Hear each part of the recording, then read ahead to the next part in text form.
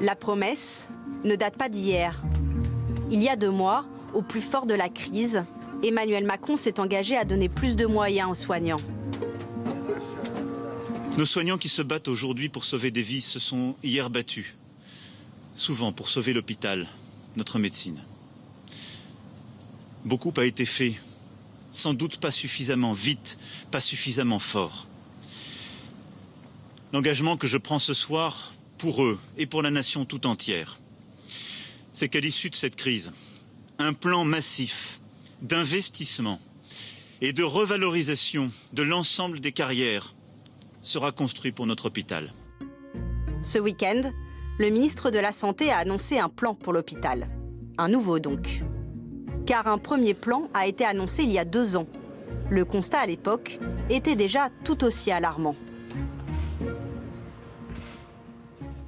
L'hôpital concentre ses dysfonctionnements et risque l'implosion sans transformation d'ensemble.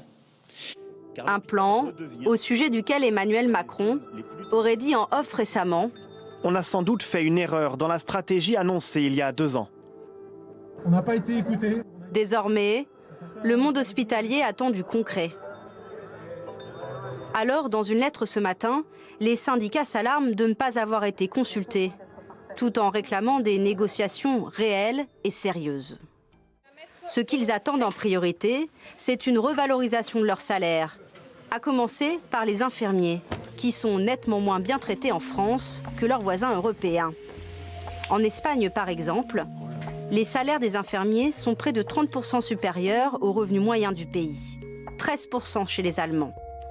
Mais les infirmiers français, eux, sont payés 6% en dessous de la moyenne nationale. Des écarts que les différences de temps de travail ne justifient pas. Et pourtant, la France n'a pas à rougir de ses dépenses de santé.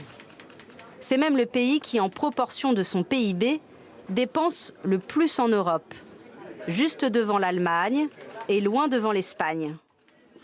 Le président a été clair, il y aura bien des primes, une revalorisation salariale, mais l'hôpital doit aussi se réformer. Donc on voit bien que ce qu'il faut qu'on change, c'est la manière de le piloter. Donc ça veut dire qu'on doit bouger sur les rémunérations et sur la gestion des carrières. On va bouger sur les investissements en bâtiment.